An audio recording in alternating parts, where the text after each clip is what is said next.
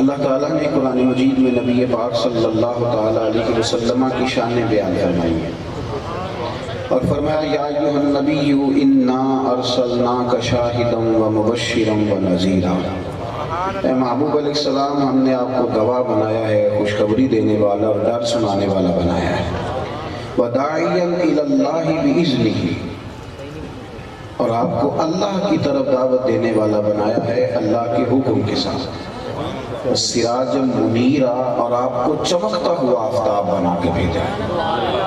نبی پاک صلی اللہ تعالیٰ علیہ وسلم داعی الی اللہ، حضور لوگوں کو اللہ کی جانب دعوت دیتے، ستھرے عقائد، مضبوط افکار نبی کریم علیہ السلام نے اپنی امت کو عطا فرمایا۔ حضور سید عالم صلی اللہ تعالیٰ علیہ وسلم نے نظریاتی بنایا لوگوں کو، نظریاتی۔ ہمارے ہاں عجیب سا ماحول بن گیا ہے کہ لوگ نظریاتی نہیں رہے، جس قسم کی ہوا چلتی ہے ادھر ہی ہو جاتے ہیں۔ میں اکثر دوستوں سے کہتا ہوں کہ آپ میڈیا دیکھ کے نظریہ بنائیں گے یا کتاب و سنت دیکھ کے نظریہ بنائیں گے؟ اب جو ہمارے سامنے چیز رکھی جاتی ہے، جو جس طرح کسی چیز کو پالش کر کے پیش کرتا ہے کہ ہم فوری طور پہ اسی طرح کے ہو جائیں گے؟ اس کا نقصان ہمیں یہ ہو رہا ہے کہ ہمارے بچوں کی یہ کیفیت ہے کہ صبح وہ کچھ سوچتے ہیں، دوپہر اور پروگرام بن جاتا ہے اور شام کو نظریہ ہی تبدیل ہوتا ہے۔ آپ مضبوط افکار کے ساتھ، مضبوط نظریات کے ساتھ اپنے آپ کو جب لے کے چلتے ہیں تو پھر منزل کئی دفعہ تھوڑی دور ضرور محسوس ہوتی ہے، لیکن وہ منزل انسان کا مقدر ضرور بنتی ہے۔ اور نظریاتی لوگوں کا جو سفر ہوتا ہے وہ انہیں تھکاتا نہیں، انہیں پریشان نہیں کرتا۔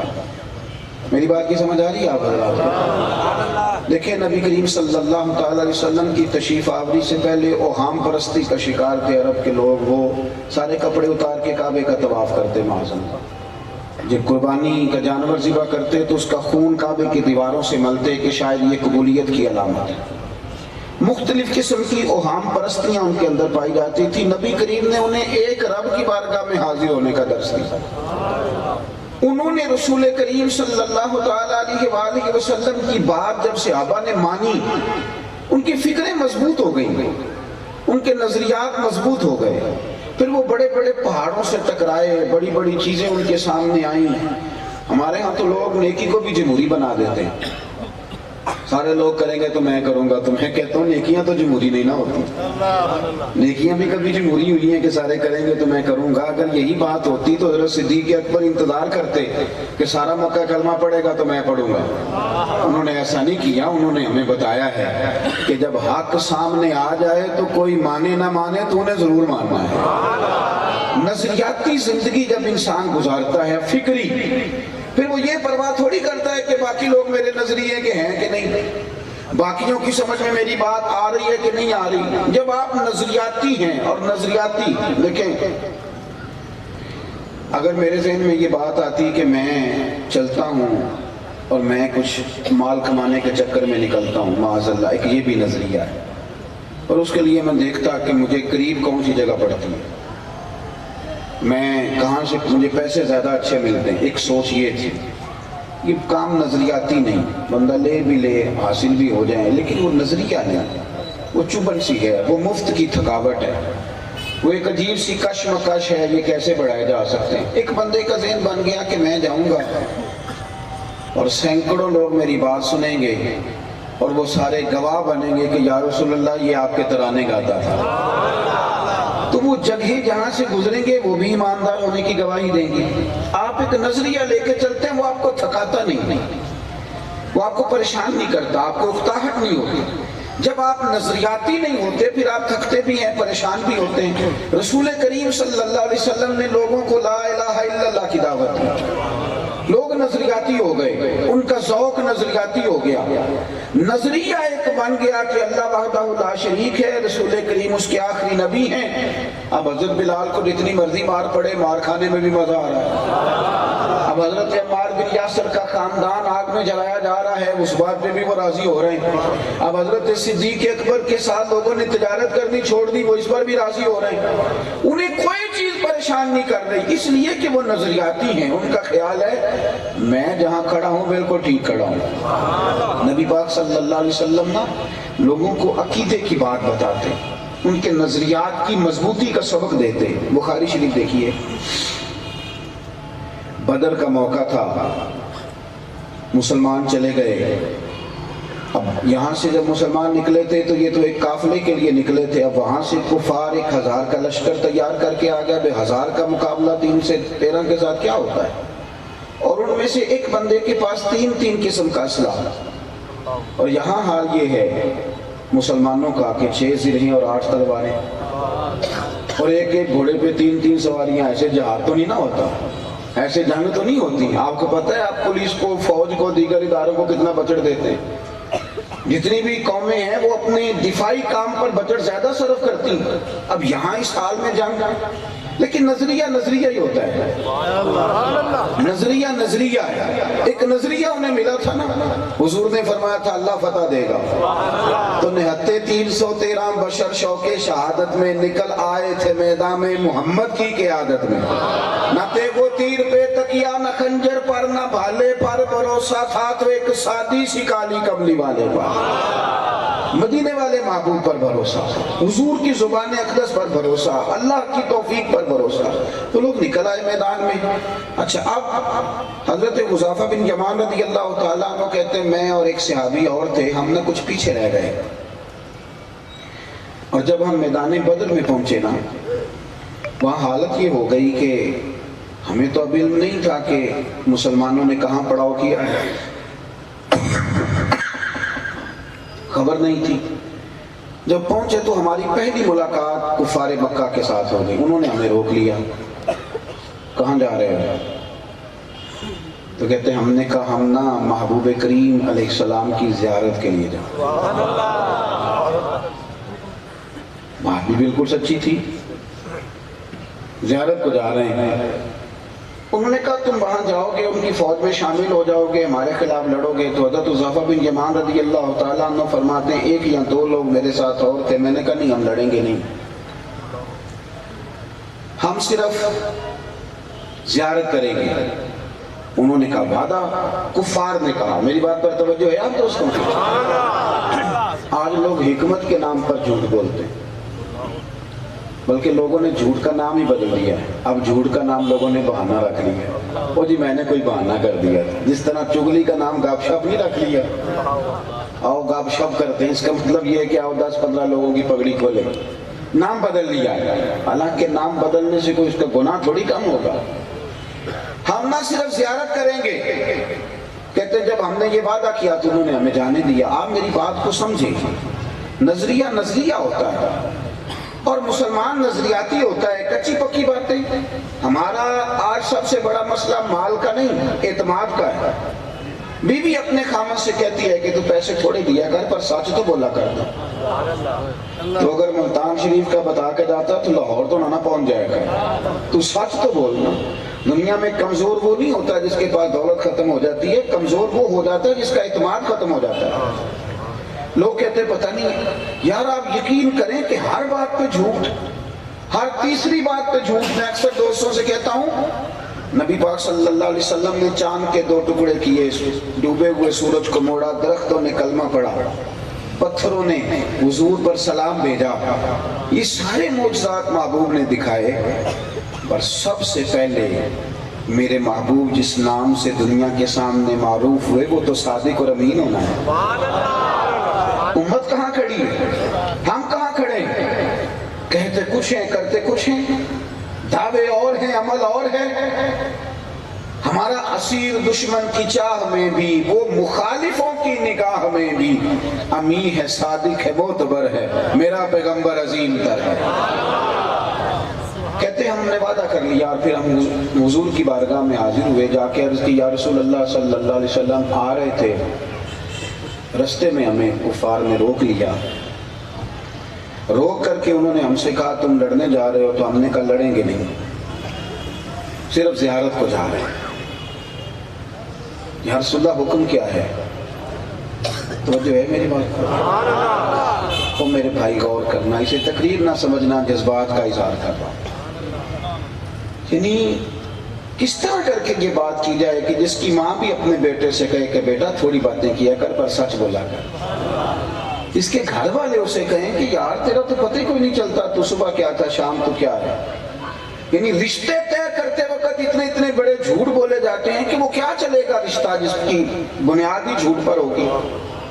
عزیز بھائی، محبوب کی بارگاہ میں عرض کیا یا رسول اللہ صلی اللہ علیہ وسلم، آقا ہم یہ وعدہ کر رہے ہیں اور یہاں ایک شخص کی ضرورت ہے، 1000 کا مقابلہ 313 کے ساتھ ہے۔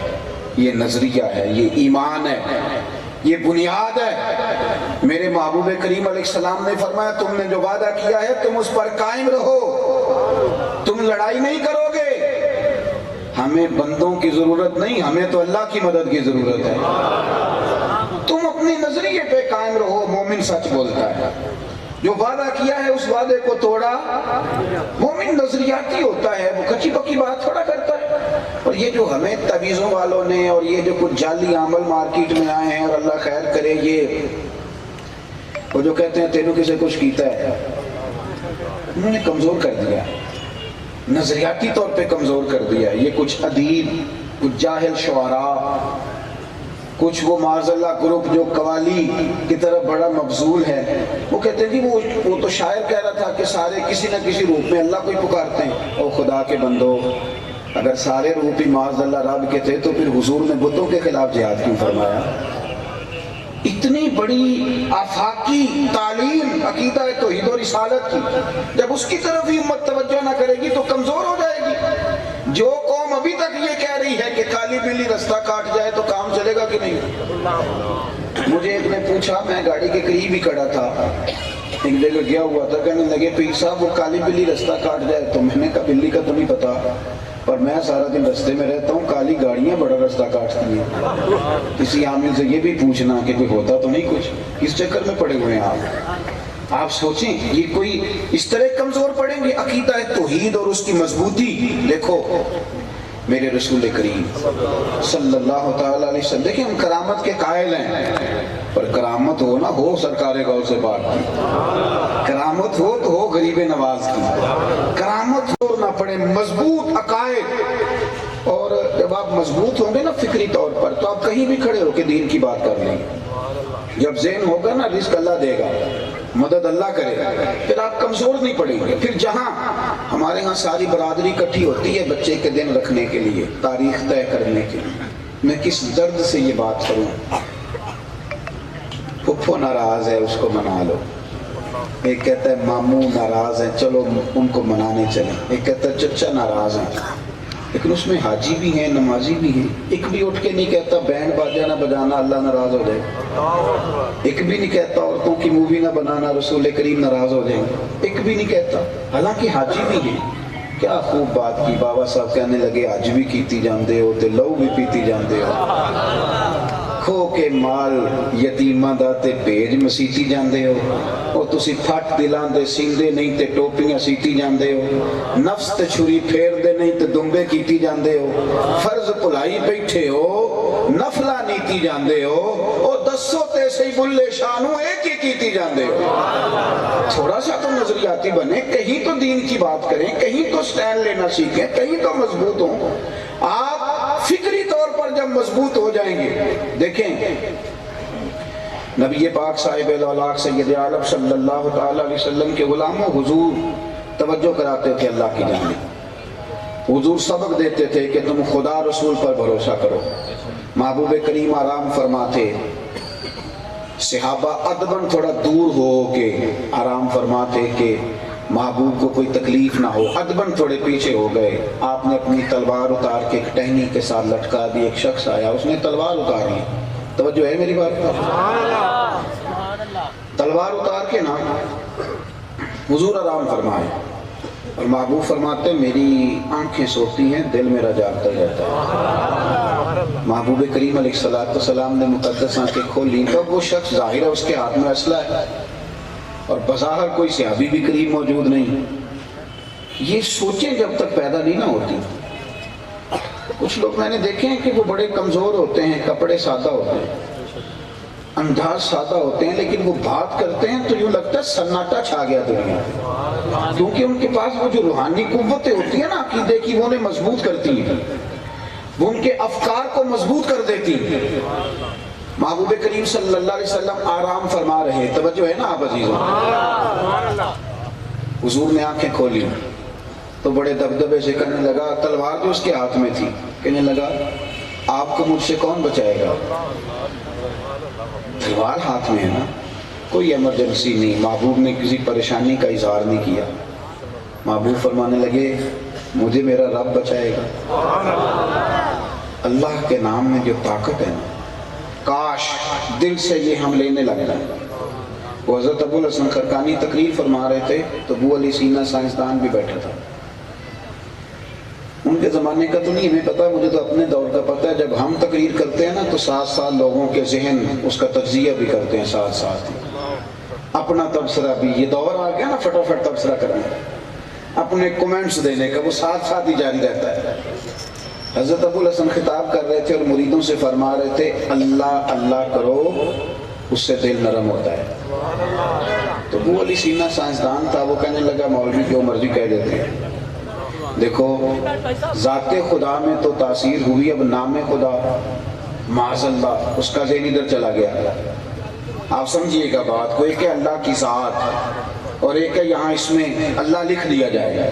وہ کہنے لگا ذات خدا میں تو تاثیر ہوئی، اب مولانا کیا کہہ رہے ہیں، اللہ اللہ کا لفظ پکارو تو تمہارے دل نرم ہو جائیں گے. اس کے ذہن میں بات آئی نا، عقل مند تھا نا. عارف رومی کہتے ہیں اللہ کچھ لوگوں کو عقل دیتا ہے استعمال کرنے کو، اور وہ ساری زندگی عقل کے ہاتھوں استعمال ہوتے رہتے ہیں، عقل کے ہاتھوں. وہ کہنے لگا دیکھو مولانا جس طرح مرضی مریدوں کو لے جاتے ہیں، کہہ رہے ہیں لفظ اللہ میں بڑی تاثیر ہے. عقل مند تھا، بس عقل کو تنقید سے فرصت نہیں. حضرت ابو الحسن اس کی طرف دیکھ کے مسکرائے اور بھرے مجمع میں فرمانے لگے ابو علی سینا تو بھی گدھا ہی ہے. اب اس کو گدھا کہا نہیں، اتنا پڑھا لکھا آدمی، معروف آدمی، اس کا رنگ بدل گیا چہرے کا، آنکھیں اور چہرہ سرخ ہو گیا، خون اتر آیا، ہاتھ کانپنے لگے. مجھے گدھا کہہ دیا. جب اس کی حالت چند منٹوں میں خیر ہو گئی تو حضرت مسکرائے، فرمانے لگے ابو علی سینا گدھے کے نام میں اتنی تاثیر ہے، تیرا رنگ بدل گیا، بتا اللہ کے نام میں کتنی تاثیر ہے. یہ تو اب گدھا کھڑا تو نہیں کر دیا نا لا کے، تجھے گدھا کہا ہی ہے نا. اس کے نام میں اتنی تاثیر ہے، تیری کیفیت بدل گئی، بتا رب رسول کے نام میں کتنی ہوگی. وہ شخص کہنے لگا نبی کریم علیہ السلام سے کہ کون بچائے گا؟ قربان جاؤں، دنیا میں اس شخص سے ڈرو جو اپنا مقدمہ رب رسول کی بارگاہ میں پیش کرے، اس سے ڈرو. کون بچائے گا؟ تو حضور فرمانے لگے مجھے میرا اللہ بچائے گا. کیا اثر تھا، کیا تاثیر تھی. وہ شخص کانپنے لگا، ہاتھوں سے تلوار گر گئی، میرے کریم نے اٹھائی اور حضور مسکرا کے فرمانے لگے دیکھ لینا پھر، مجھے تو میرے رب نے بچا لیا ہے، اب تو بتا تجھے کون بچائے گا. تھا سیانا، کہنے لگا میں نے سنا ہے آپ بڑے ہی معاف کر دینے والے ہیں. اسیر دشمن کی چاہ میں بھی، مخالفوں کی نگاہ میں امی ہے، صادق ہے، معتبر ہے، میرا پیغمبر عظیم تر ہے، سنا ہے آپ معاف کر دیتے ہیں. محبوب مسکرائے، فرمایا اگر تو نے سنا ہے نا تو جا، پھر میں نے معاف کیا. آپ جب نظریاتی بنتے ہیں، آپ کا خدا رسول کی ذات پر بھروسہ ہوتا ہے، پھر آپ کمزور نہیں پڑتے.